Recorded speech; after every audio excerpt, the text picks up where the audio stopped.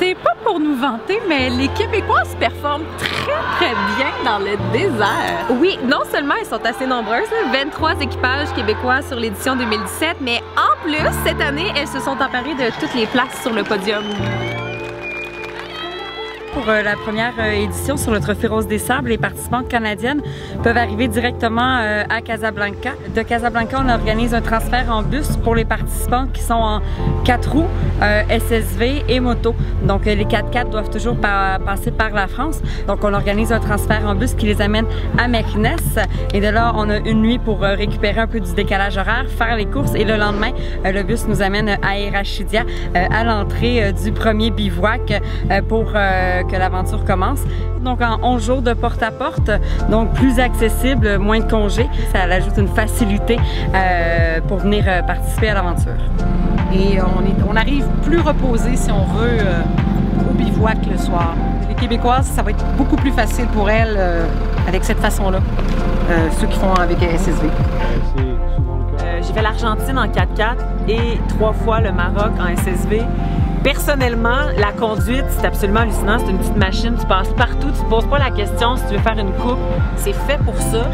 Donc, la conduite, premièrement, et t'as pas de gestion mécanique non plus. La majorité des femmes qui sont ici n'ont pas d'expérience, pas nécessairement des filles qui ont fait ça avant. Simplement le goût du défi et du dépassement, c'est uniquement ça. Ce que je trouve extraordinaire avec le Trophée Rose des Sables, c'est le fait d'être solidaire avec, oui, les gens ici au Maroc, de poser des actions concrètes dans les communautés qui accueillent le trophée et aussi de s'impliquer dans des organisations pour les femmes contre le cancer du sein. Il y a beaucoup de Québécoises qui ont dit qu'ils avaient envie d'avoir une cause québécoise. Et c'est toi, Francesca, qui a été... Avec quand même... et d'autres personnes, bien sûr. D'autres anciennes roses. On a décidé qu'on allait trouver le Club des petits déjeuners du Québec, mais on dit maintenant du Canada, parce qu'on trouvait qu'au niveau de l'éducation, de l'alimentation, on poussait dans le même sens qu'Enfants du désert. Oui, ça fait de tous les équipages québécois aussi des ambassadrices du Québec. Donc elles arrivent ici en supportant une cause qu'elles connaissent très bien. Elles savent concrètement ce que ça va faire pour les enfants de chez nous. Fait que ça ajoute un petit sentiment d'appartenance québécois au trophée. Et ça démontre que la solidarité, ça n'a pas de frontières. Ouais.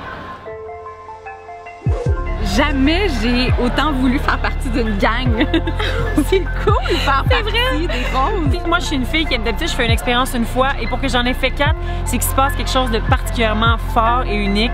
On trouve une force intérieure auquel des fois on s'attendait pas qu'on avait en dedans de nous. Quand on parle du moment présent, il n'y a pas plus exactitude que le Trophée Rose des Sables pour se dire c'est aujourd'hui, c'est à l'heure, c'est à la minute, c'est au moment. Ce sont des moments extraordinaires.